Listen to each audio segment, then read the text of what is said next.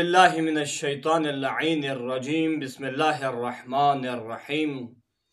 قال امام السجاد علیہ السلام عمتی زینب عالمت غیر معلمہ وفہمت غیر مفہمہ۔ ناظرین کرام، سب سے پہلے آپ تمام عزیزوں کی خدمت میں عقیلہ بنی ہاشم حضرت زینب کبریٰ سلام اللہ علیہا کی ولادت باسعادت کے حوالے سے تبریک و تہنیت عرض کرتا ہوں۔ چنانچہ اسی حوالے سے چوتھے تاجدار امامت سید الساجدین امام زین العابدین کی ایک معروف مشہور حدیث جو آپ نے زینب کبریٰ سلام اللہ علیہا کی مقام و منزلت اور مرتبت کو بیان کرتے ہوئے فرمایا، عمتی زینب عالمت غیر معلمہ، میری پھوپھی زینب عالمہ ہے، جو کسی استاد کے پاس، جو کسی مدرسے میں کسی سے علم حاصل نہیں کیا لیکن صاحب علم تھے۔ تو عزیزان من، آج ہم حضرت زینب کبریٰ سلام اللہ علیہا کی بہادری اور شجاعت کو دیکھنا چاہتے ہیں۔ تو معمولاً عام طور پر دنیا میں یہ رواج ہے، یہ قاعدہ ہے، اگر کسی عورت کے اوپر کوئی مصیبت پڑے، اپنے بھائی کی مصیبت، اپنے باپ کی مصیبت، یا اپنے بیٹے کی مصیبت پڑے تو وہ عورت خوف زدہ، پریشان،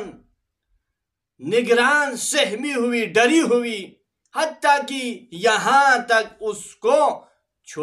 وہ چھوٹی چھوٹی باتیں بھی بھول جاتی ہیں، یعنی اس حد تک پریشان ہو جاتے ہیں۔ لیکن ہم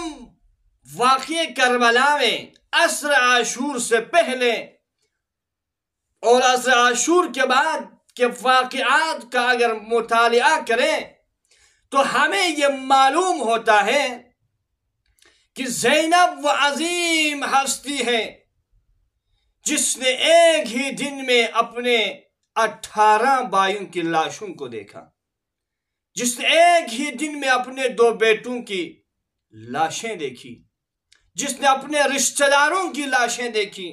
جس نے ایک ہی دن میں اپنے بابا کے اصحاب کی لاشیں دیکھی۔ لیکن زینب ڈری ہوئی نہیں ہے، زینب خوفزدہ نہیں ہے، زینب پریشان نہیں ہے، زینب سہمی ہوئی نہیں ہے، ڈری ہوئی نہیں ہے، بلکہ علی کی شیر دل بیٹھی ایک شیر کی طرح کبھی کوفہ والوں سے مخاطب ہو کے فرماتی ہوئی نظر آتے ہیں، یا اہل الکوفہ، یا اہل الکوفہ، یا اہل الخدل والغد اتبکون، اے کوفہ والو، اے مکر و فریب والو، کیا تم ہمارے اوپر روتے ہو؟ خدا تمہاری آہ و فغان بند نہ کرے۔ اسی طرح کبھی یزید ملعون سے مخاطب ہو کے فرماتی ہوئے نظر آتے ہیں، یا یزید کد کیدک وسع سعیک وناسب جہدک واللہ لا تمحو ذکرنا ولا تمیت وحینا۔ اے یزید، جتنا سازش کرنا ہے تو کر لو،